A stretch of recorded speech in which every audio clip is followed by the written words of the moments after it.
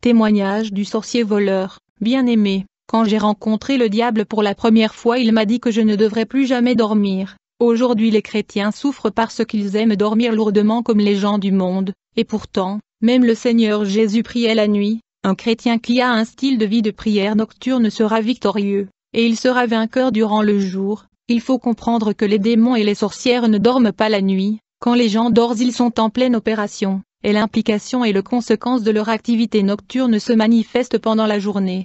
Généralement les gens de ce monde, y compris les chrétiens, ne comprennent pas que ce qui arrive dans la journée ne sont que des manifestations de tout ce qui a eu lieu la nuit. La plupart du temps, le sorcier regarde comme dans un écran ou miroir comment la journée va se passer, et en fonction du déroulement de la journée, ils vont mettre des embuscades, des blocages et des pièges sur base des images de la journée qui sont projetées. La Bible dit, mais pendant que les gens dormaient, son ennemi vint, sema de l'ivraie parmi le blé et s'en alla. Les graines que les sorciers sèment dans la nuit se manifestent dans la journée. En outre, le chrétien qui se réveille tôt le matin pour la prière, contrôlera la journée et prospérera. Et donc pour endormir le croyant profondément, on déployait 3 démons à la porte de leur maison, qui sont l'esprit de faiblesse, l'esprit du sommeil et l'esprit de lourdeur. Le sacrifice dans le monde spirituel, la notion du sacrifice vient de Dieu. Le diable qui séjournait dans le monde céleste copia tout ce qu'il a vu et laissé dans les régions célestes. C'est pour cette raison que le monde de Satan fonctionne avec le sacrifice. Pour monter et graviter les niveaux dans le monde spirituel, il faudra offrir de sacrifices, que ça soit dans le royaume de Satan ou de Dieu. L'une des commandements de Satan que nous étions supposés observer, stipulait que nous ne devrions pas permettre aux chrétiens de servir leur Dieu avec leurs biens, autrement ils seront bénis et ils seront grands, car il est dangereux quand un chrétien mélange la prière et le sacrifice de l'offrande. Dans la Bible, quand Noé offra un sacrifice qui plut à Dieu, ce dernier parla et conclut une nouvelle alliance avec lui. La Bible dit, Noé bâtit un autel à l'Éternel, il prit de toutes les bêtes pures et de tous les oiseaux purs, et il offrit des holocaustes sur l'autel.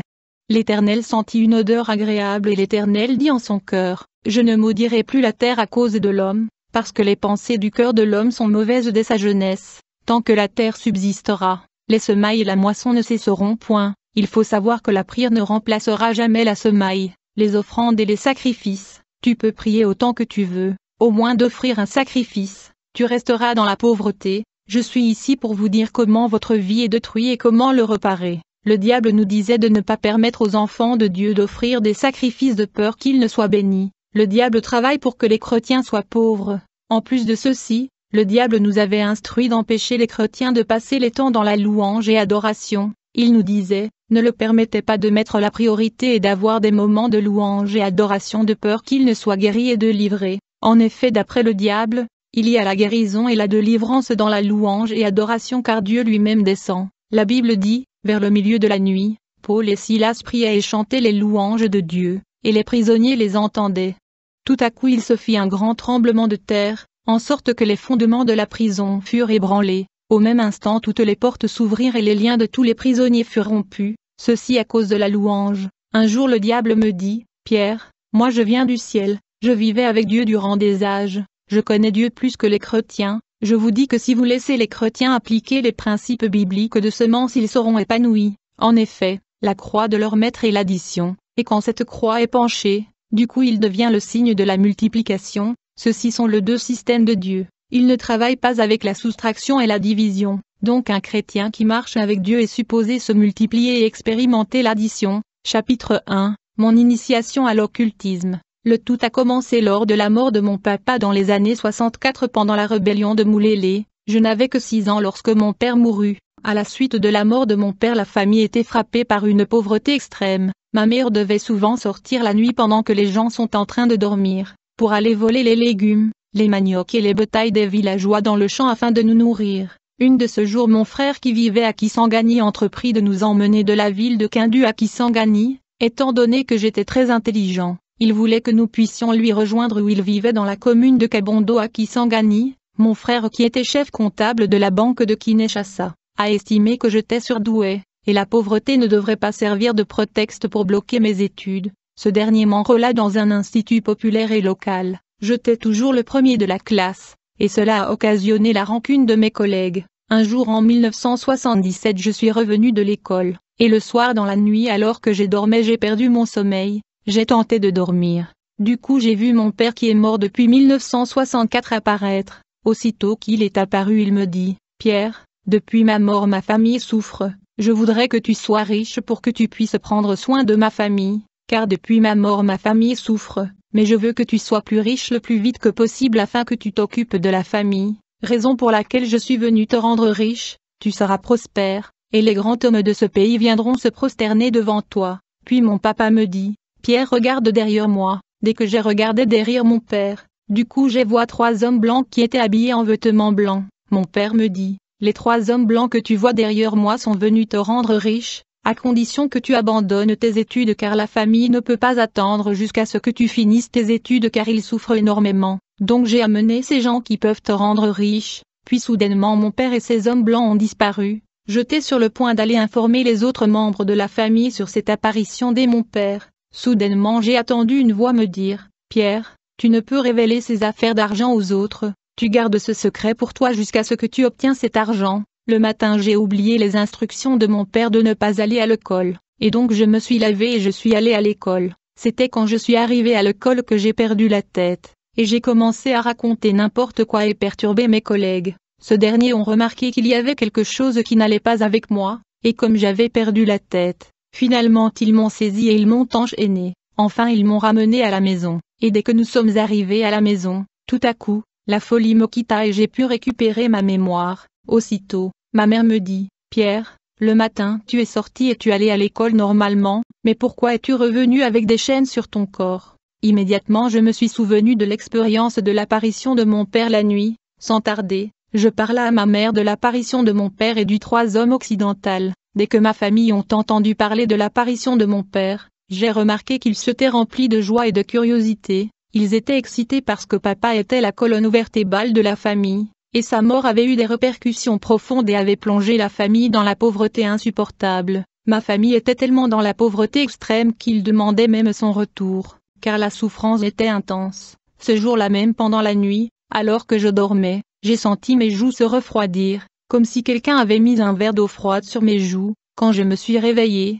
j'ai vu un homme blanc assis sur mon lit. Il avait posé sa main sur mes joues. Quand j'ai regardé attentivement, j'ai remarqué que cet homme blanc n'avait pas de tête. J'ai crié au secours. En raison de ceci tout le monde s'est réveillé dans la maison et ils sont venus dans ma chambre pour savoir ce qui n'allait pas. Dès qu'ils sont entrés, ils m'ont demandé ce qui n'allait pas. Je leur ai dit, comment pouvez-vous me poser cette question? Ne voyez-vous pas cet homme blanc qui sans tête et qui est assis sur mon lit? La famille était étonnée d'entendre ceci, car ils ne voyaient pas cet homme blanc qui n'avait pas de tête. Mon frère aîné qui était un homme de combat a commencé à insulter et menacer l'homme qu'il ne voyait pas. Le jour suivant j'ai décidé de dormir plus tôt afin d'éviter cet homme sans tête, mais dès que je me suis étendu pour dormir, du coup j'ai entendu quelqu'un ouvrir la porte. Immédiatement j'ai vu une femme blanche entrer dans la maison. Aussitôt qu'elle est entrée, j'ai remarqué qu'elle avait beaucoup de cheveux. Quand cette femme blanche est entrée dans la maison, elle frappa la lampe qui éclairait la maison. Ceci tomba par terre.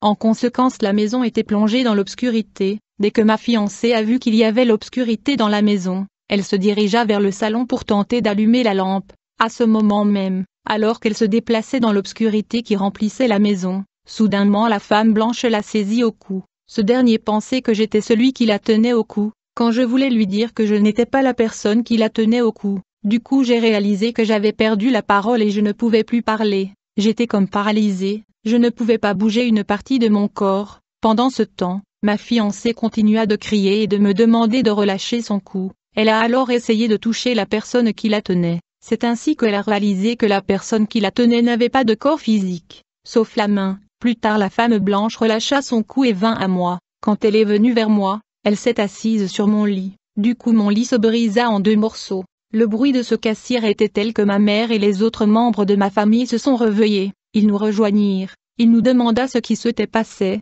Ma famille était dans la confusion. Plus tard, ils se sont reniés et ont conclu que j'avais recouru à la magie. Ils se dirent que je voulais sacrifier quelqu'un dans la famille mais ça n'a pas marché. Et ces manifestations paranormales étaient les conséquences. Frère, il faut savoir que chaque jour la nuit le démon parcourt les rues, les avenues du monde. Certains de ces démons parcourent la terre physiquement, ils sont bien habillés. Ainsi, la nuit il y a des hommes et des femmes qui sillonnent les hôtels au standing et les bars pour coucher avec les humains et capturer leur étoile. En outre, Étant donné que ces manifestations paranormales se poursuivaient dans la maison, ma famille entreprit de recourir aux marabouts, qui sont venus afin de tenter de capturer cet esprit sans tête et la sirène qui troublait la paix dans la maison. Une fois que ces marabouts sont arrivés, ils se sont lancés dans de cérémonies et rituels afin de déloger et chasser l'homme blanc qui était sans tête et la sirène. Ils ont combattu cet esprit pour le chasser de la maison, et pourtant mes yeux voyaient cet esprit sans tête dans ma chambre. Il n'était pas dérangé par les rituels de ce marabout.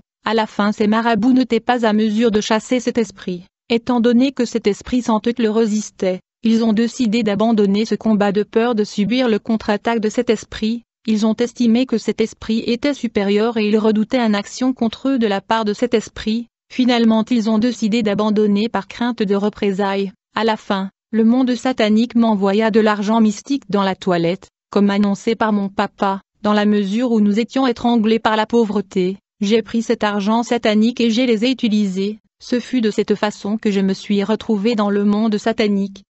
En effet, le diable envoya des sirènes du monde invisible qui me transporta dans le monde parallèle, où je fus initié à l'occultisme. Depuis ce jour, une fois que je rencontre une personne, j'ouvre MQ Vision spirituelle afin de déterminer si l'individu a la marque de Dieu sur son front ou pas. Ceux qui appartiennent à Christ ont la marque de Christ sur leur front. Quand je faisais la guerre aux chrétiens, j'avais l'habitude de voir le garde-corps que Dieu a placé autour de chrétiens. Tout chrétien né de nouveau a 2 gardes du corps à ses côtés. Ces gardes du corps angéliques sont souvent en uniforme militaire semblable à celui de l'armée terrestre et conventionnelle, mais ces soldats angéliques sont très grands et très robustes, ils ne laissent jamais les enfants de Dieu et ils le suivent continuellement. Chapitre 2 La capture des étoiles. Frères, le diable a ciblé les hommes et les femmes qui ont la marque de Dieu et la promesse de Dieu. Bien-aimés, vous devez comprendre que la guerre que le diable est en train de perpétrer contre votre vie n'a pas commencé à l'âge adulte mais plutôt depuis le ventre de votre mère. En effet, alors que nous étions encore dans le sein maternel, le diable essayait de nous tuer et de s'accaparer de nos étoiles, qui sont les ressources et les destins que Dieu nous a donnés, car le diable avait déclaré la guerre contre nous alors que nous étions dans le sein maternel, il voulait nous tuer et capturer nos étoiles, et donc la bataille dans la vie de l'homme ne commence pas dans l'âge adulte, mais plutôt dans le sein maternel. En effet, il y a 3 étapes de guerre élaborées par Satan dans la vie de l'homme. La première guerre et bataille contre ta vie avait commencé dans la période prénatale quand tu étais dans le sein maternel, la deuxième période de guerre est la période post-natale et l'enfance, et la dernière étape de guerre dans la vie de l'homme est la période du mariage. Si Satan ne peut pas te détruire dans le sein maternel par le fausse couche, il va attendre l'enfance. Ainsi de nombreux nourrissons sont dérangés par diverses maladies envoyées par le diable pour interrompre leur vie et capturer leur étoile. Quand vous remarquez que votre enfance est caractérisée par la maladie, il est fort possible que vous avez une étoile éclatant et un aura fort. Si le diable ne peut pas te détruire durant l'enfance pour voler ton aura, il va attendre la période adulte et le mariage, c'est alors qu'il va recourir au rapport sexuel illicite et illégal pour capturer ton étoile. Nombreux sont ceux qui ont compromis et détruit leur vue à cause de la perversion sexuelle. Le sexe est la stratégie par excellence que Satan utilise pour neutraliser l'étoile et le destin des hommes et des femmes. Joseph avait une étoile qui brillait plus que celle de ses frères. Il était destiné à la grandeur et à gouverner. C'est ainsi que Satan déploya la femme de Potiphar pour lui séduire afin de neutraliser son destin et capturer son étoile. Alors, dès que je commençais à travailler pour le diable, ce dernier m'a instruit de localiser les étoiles des hommes et des femmes afin de le capturer. Au fond, chaque jour le matin, je me levais très tôt. Je plaçais des produits mystiques sur mes yeux, sur mes narines et les oreilles afin d'être à mesure de détecter et localiser dans les voisinages les dames nouvellement enceintes. Ces produits dont je mettais sur mes yeux, mes oreilles et narines me permettaient de détecter des grossesses précoces, je veux dire, aussitôt qu'une femme dans le quartier devenait enceinte, bien avant qu'elle sache qu'elle est enceinte, j'étais le premier à le savoir grâce aux produits mystiques sur mes narines, je pouvais sentir l'odeur d'une grossesse précoce, ainsi je pouvais détecter la grossesse avant même que l'homme et la femme ne sachent qu'ils attendent un bébé. Au bout du compte, je pouvais détecter qu'une demoiselle est enceinte le jour même où elle a eu contact sexuel avec son partenaire. Étant donné que j'étais chasseur des étoiles, je me rendais dans les places publiques, dans les rues, le marché comme les arrondissements pour localiser les femmes nouvellement enceintes. Je découvrais de femmes qui étaient nouvellement enceintes alors qu'elles n'étaient même pas au courant de leur grossesse.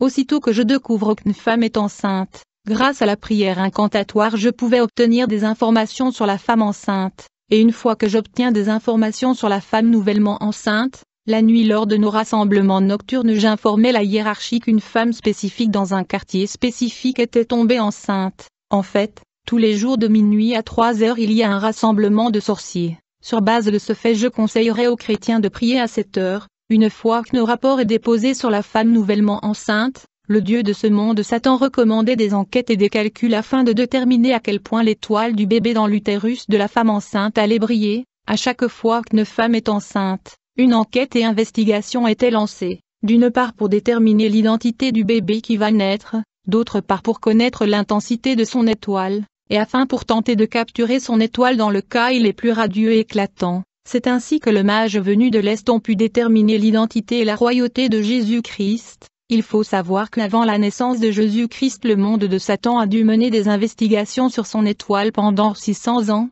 La Bible dit, Jésus étant né à Bethléem en Judée, au temps du roi Hérode, voici des mages d'Orient arrivèrent à Jérusalem et dirent, où est le roi des Juifs qui vient de naître? Car nous avons vu son étoile en Orient, et nous sommes venus pour l'adorer.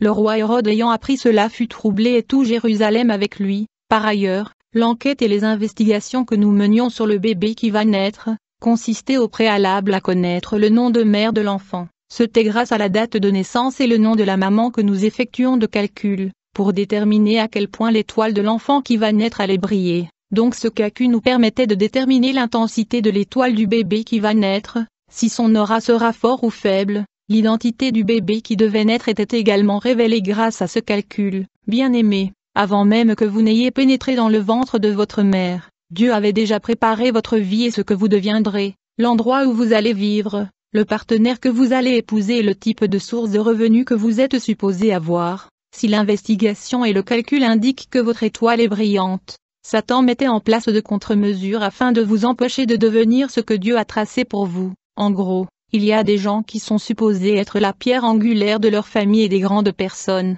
En outre, une fois que je découvre l'identité du bébé qui va naître et l'intensité de son étoile, j'étais supposé rapporter au diable la conclusion et le résultat de l'enquête et des calculs effectués par notre confrérie. Dès que l'intensité de votre étoile est déterminée et rapportée à Satan, ce dernier va déclencher la guerre contre votre vie alors que vous êtes encore bébé et du sang dans l'utérus de votre maman. Le contre-mesure mis en place par le diable va consister à empêcher la naissance de l'enfant qui est dans le sein de sa maman afin de capturer son étoile. En fait, une fois que les investigations et calculs indiquent que l'enfant qui va naître sera grand, Satan nous envoyait enterrer de trucs autour de sa mère afin d'occasionner le fausse couche, qui va interrompre la vie de l'enfant, car le diable veut capturer des étoiles éclatants et brillants, car ceux-ci sont des budgets que Dieu a mis à la disposition des hommes qui naissent sur terre. Le diable étant pauvre, travaille pour interrompre le grossesse au moyen des fausses couches, pour s'accaparer de l'étoile de l'enfant. Ainsi, on enterrait des fétiches dans le rue,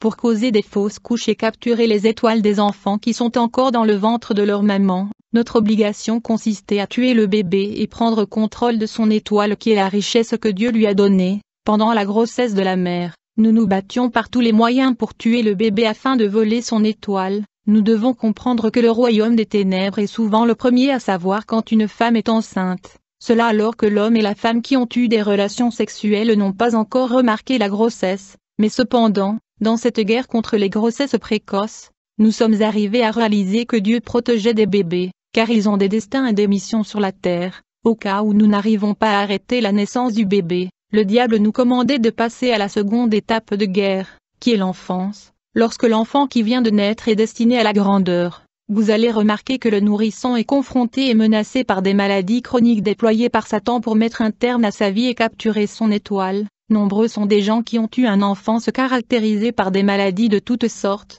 Nous avons ici affaire à la bataille perpétrée par Satan contre leur destin, car l'enfant qui est né a une étoile brillante et il est supposé être une grande personne dans la vie. Mais, ceci est justement la raison pour laquelle Dieu protège les enfants. La Bible dit, là-dessus Hérode fit appeler secrètement les mages et leur demanda de préciser le moment où l'étoile leur était apparue, puis il les envoya à Bethléem en disant, « Allez là-bas, renseignez-vous avec précision sur cet enfant, et dès que vous l'aurez découvert venez me le faire savoir pour que j'aille moi aussi me prosterner devant lui et lui rendre hommage. » Quand le roi leur eut donné ces instructions, les mages se mirent en route.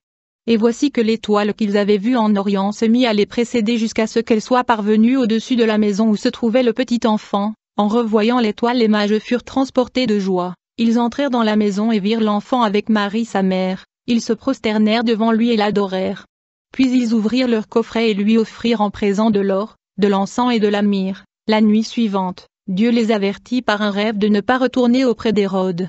Ils regagnèrent donc leur pays par un autre chemin. Après leur départ, un ange du Seigneur apparut à Joseph dans un rêve et lui dit, « Lève-toi, prends l'enfant et sa mère, et partez tout de suite en Égypte. Tu y resteras jusqu'à ce que je te dise de revenir, car Hérode ne va pas tarder à faire rechercher l'enfant pour le tuer. » Joseph se leva donc immédiatement et partit dans la nuit, emmenant l'enfant et sa mère pour se réfugier en Égypte. Quand Hérode s'aperçut que les mages avaient déjoué son plan, il devint furieux. Il fit massacrer à Bethléem, et dans son district tout entier, tous les garçons âgés de 2 ans ou moins étaient tués. Ainsi s'accomplit la prédiction de Jérémie, le prophète qui avait annoncé, un cri de détresse monte de Rama, des gémissements et de longs sanglots. C'est Rachel qui pleure ses fils, car ils sont morts. Elle se refuse à toute consolation car ils ne reviendront plus. Alors, au cas où nous ne réussissions pas à tuer l'enfant dans le bas âge, le diable commandait la 3e étape de guerre qui est la période adulte. Une fois que l'enfant devient un adulte, le diable ordonnait à ses agents d'établir les contacts et relations sexuelles avec la cible. En fait, les rapports sexuels sont les moyens par lesquels les étoiles et le destin de plusieurs sont capturés. Beaucoup de gens ont détruit leur vie en ayant des rapports sexuels avec des hommes et des femmes qui étaient à vrai dire des agents sataniques. Bien-aimé, ton étoile est ta destinée, ton étoile est ta richesse et elle est comme la lumière qui éclaire ta vie. Une fois que ton étoile est capturée, il y aura le ténèbre dans ta vie. Quand je pratiquais le maraboutisme, une fois que je vole ton étoile, quand le client venait à moi pour l'argent, le mariage, le succès, je transférais la richesse et les chances qui est dans ton étoile que j'ai volé à mes clients pour répondre à leurs besoins et demandes. Tous les matins je devais oindre mes mains et mes yeux pour voler des étoiles de gens. Une fois que je me suis oint, je veux me mettre à sillonner le voisinage, et dès que je remarque les étoiles éclatant des gens, le moment où je remarque l'intensité de votre étoile, je veux m'empresser de vous saluer en tenant votre main, et je veux engager une fausse conversation déconcertante en vous regardant dans les yeux, afin de voler votre étoile. Nous vivons dans un monde d'échange. Dans cette guerre il y a aussi des gens qui ne connaissent pas le Christ mais sont protégés parce que Dieu sait qu'à un certain point ils viendront à lui. Vous devez prendre note qu'une étoile est quelque chose qui ne peut pas être détruit mais peut être volé et utilisé. Nous pouvons voler votre étoile mais quand vous venez à Christ vous pouvez quand même la reprendre par la prière. Une fois qu'on vole votre étoile, nous le cachions dans des endroits différents, comme sous l'eau, dans la forêt. En outre, si vous rejoignez une église dont le pasteur est dans l'occultisme, votre étoile est en danger. Il y a donc un conflit permanent et une guerre sur la terre entre le force du mal et le force du bien. Et au moment où un chrétien entre dans la distraction et le sommeil, il va enregistrer une perte, un échec, une défaite. Il faut noter que ce sont non seulement les hommes qui ont des étoiles et de destinée, mais aussi de pays. Beaucoup de pays ont été déviés de leur destin. Notre pays est grand dans le domaine spirituel. C'est pourquoi le diable se bat pour l'empêcher d'accomplir sa mission et de jouer son rôle. Le diable travaille pour maintenir l'Église divisée, cela afin d'empêcher le pays de se relever. Par ailleurs, les étoiles des gens diffèrent en termes d'intensité. Les étoiles de certaines personnes brillent plus que celles des autres, et le diable travaille pour capturer les étoiles de gens afin de le donner à ceux qui viennent à lui pour la promotion, le succès et la richesse. Quand un sataniste veut devenir plus riche, il cherchera à voler une étoile d'une personne. Il va essayer de dormir avec des femmes afin d'utiliser leur étoile. La Bible dit, Joseph eut encore un autre songe, et il le raconta à ses frères. Il dit, j'ai eu encore un songe. Et voici, le soleil, la lune et 11 étoiles se prosternaient devant moi. Il y a 7 étoiles que nous combattions dans le monde de Satan. La première étoile est l'étoile du mariage. Le diable nous disait que le mariage est l'institution de Dieu et il donne gloire à Dieu, donc nous devons le combattre. Quand une femme a une étoile de mariage, il aura un grand mariage, elle ne souffrira pas dans le mariage, elle va choisir parmi beaucoup d'hommes qui viendront à lui car une étoile est une lumière, c'est une lampe qui brille et illumine autour. Par conséquent beaucoup seront attirés par cette lumière, même le diable enverra ses agents parce que la lampe qui brille va attirer l'attention. Par conséquent, la dame aura besoin de la volonté de Dieu pour choisir un mari. Elle devra prendre le temps de prier et de demander des signes à Dieu, car le diable donne aussi des rêves. En effet, le mariage peut changer votre vie pour le meilleur et pour le pire. Beaucoup de gens sont dans le mariage, mais ils disent et répètent constamment dans leur cœur, si je savais, quand une femme a une étoile de mariage, même si elle rencontre un homme pauvre, son étoile va faire que son mari devienne riche. La Bible dit celui qui trouve une femme trouve le bonheur. Le second étoile que nous combattions était l'étoile du travail. Il y a des gens qui sont destinés à exceller dans l'environnement de travail, car ils ont l'étoile du travail. La troisième étoile que nous combattions était l'étoile de la sympathie. Il y a des gens qui sont supposés être aimés dans la vie et la société. Ils vont bénéficier de faveurs et des accès. Tout le monde va les aimer, mais une fois que cette étoile est volée, la personne va expérimenter le rejet dans la vie et la société. Vous allez vous demander pourquoi les gens vous rejettent et ne sont pas intéressés à vous. Mais quand vous avez cette étoile, les gens vont vous ouvrir des portes. La quatrième étoile que nous combattions était la progéniture. Il y a des hommes et des femmes qui sont supposés avoir beaucoup d'enfants. Vous remarquerez que tous leurs enfants sont bénis. Ils sont tous été à l'université, et ils sont tous du bon travail. Mais une fois que cette étoile de la progéniture est volée, vous verrez une famille avec de belles filles mais qui ne sont pas mariées, parce que cette étoile a été volée. Vous verrez une famille des hommes qui sont dans le banditisme et les vols à main armée. En plus de ceci, il y a aussi l'étoile de leadership. Il y a des gens qui sont nés pour gouverner, même s'ils n'ont pas été à l'université. Ceci est le genre d'étoile que Joseph avait, il était censé régner. Quand il est allé en Égypte, il a fini par gouverner. Jésus était roi et était supposé régner grâce à son étoile. La dernière étoile est l'étoile du ministère. Ceci est l'étoile que le diable déteste le plus. Il y a donc des gens qui sont nés sur la terre avec la mission d'être ministres de Dieu et apporter la lumière à l'humanité. Dès que nous détections qu'un enfant est né avec cette étoile du ministère, nous savions qu'il allait combattre le royaume de Satan. Il fallait donc tenter de tuer l'enfant. Ceci est l'étoile de la grandeur et de l'élévation. Nous pouvons voir l'implication de cette étoile dans le livre d'Exode 23 verset 25. Vous servirez l'Éternel votre Dieu, et il bénira ton pain et tes eaux, et j'ôterai la maladie parmi vous. Aucune femme dans votre pays ne fera une fausse couche ou ne sera stérile. Je remplirai le nombre de vos jours. Le diable nous disait vous ne devriez jamais permettre aux chrétiens de servir Dieu avec leurs biens. Ils ne devraient pas faire des sacrifices et des offrandes. Je me souviens que chaque samedi nous allions au cimetière, avec des satanistes et des faux pasteurs. Ces pasteurs des grandes églises dans la ville sont des pasteurs sataniques. Nous allions là-bas afin d'acheter des âmes qui sont mortes prématurément à la suite des sacrifices humains et la sorcellerie. On achetait des esprits de gens tués dans la sorcellerie. Ces victimes de la sorcellerie étaient vendues dans les différents cimetières de la ville. Les pasteurs achetaient et déployaient ces esprits humains aux alentours de leur église, et ces esprits humains qui étaient devenus des esprits servants avaient pour travail d'attirer les gens à venir à l'église de ce pasteur satanique. C'est ainsi que ces églises attirent beaucoup de gens. Ces esprits font tomber les gens quand les pasteurs prient pour eux. Pendant la prière, il y aura des gens qui tombent et des gens qui parlent des langues de démons.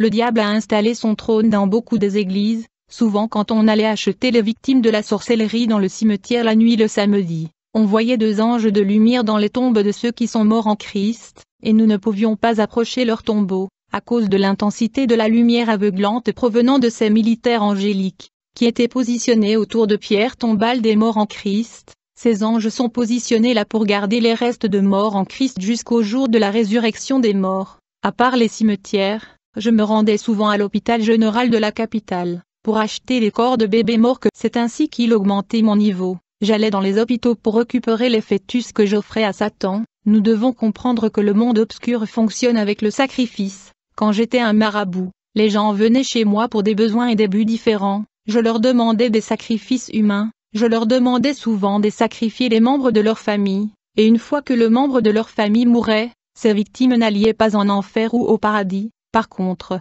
ils devenaient mes serviteurs. Ils travaillaient pour moi en tant qu'esprit servant. Je les envoyais dans la cité afin qu'ils me trouvent plus de clients. Ainsi donc, beaucoup de personnes bien que mortes sont opérationnelles sur la terre en tant qu'esprit servant. Si le Seigneur ouvre vos yeux, vous verrez beaucoup des esprits humains devant de nombreux magasins, supermarchés et même des églises. Les propriétaires des magasins, supermarchés venaient me voir pour les clients. Je leur donnais des esprits humains victimes de sacrifices et de la sorcellerie. Ces gérants de magasins et supermarchés déployaient ces esprits humains dans la rue pour qu'ils poussent les gens à entrer dans leurs magasins et acheter. Ces esprits servants sont des victimes du sacrifice humain et leur travail est d'attirer les clients parce qu'ils sont des esprits servants. Même les pasteurs qui venaient pour avoir la foule, je leur donnais des esprits des hommes morts par la sorcellerie. Et ces pasteurs déployaient ces hommes morts dans le quartier pour qu'ils puissent attirer les gens dans leur église. Dans le monde de Satan, j'ai vu beaucoup de gens qui ont servi Satan durant leur vie. Quand ils sont morts, ils se sont retrouvés en train de faire de travaux forcés.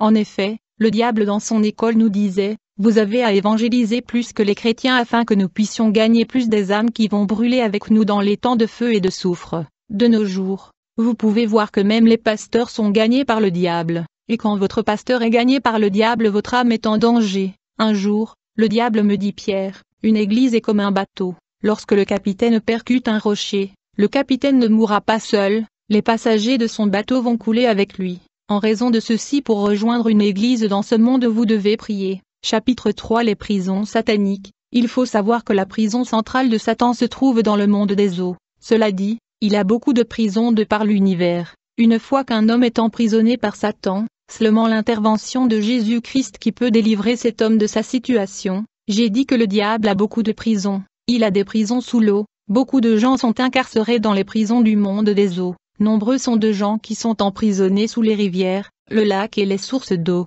Hier j'ai dit que le diable met les gens dans les égouts ou des canalisations où l'eau sale coule et sont évacués. Il y a des hommes donc les esprits sont placés dans les égouts, et une fois que ton esprit est mis là, tu souffriras. En plus de cela, les sorcières placent les gens dans des ronds-points. Quand le diable et les sorcières vous placent dans un rond-point, vous allez tourner à rond dans votre vie. Il y a des gens qui tournent à rond dans leur vie à cause de la manipulation, ils ont besoin de la délivrance. Les sorciers placent les gens dans le place publique comme les intercessions et les carrefours. La Bible dit, vous me chercherez et vous me trouverez si vous me cherchez de tout votre cœur. Quand jeter sorcières on emprisonnait et placé les esprits de gens dans les poubelles ou les ordures, déchets et immondices sont régulièrement. Une fois que le diable place votre esprit dans une poubelle, les gens vont établir une distance avec vous. Il y aura rejet parce que votre esprit est dans la poubelle où les gens jettent la saleté. Vous aurez une odeur spirituelle qui fera que dans la société les gens vont vous rejeter. Quand le diable et ses sorcières emprisonnent votre esprit dans une poubelle, non seulement vous serez rejeté, vous allez expérimenter l'antipathie et vous serez moins fréquentable et moins accessible aux autres.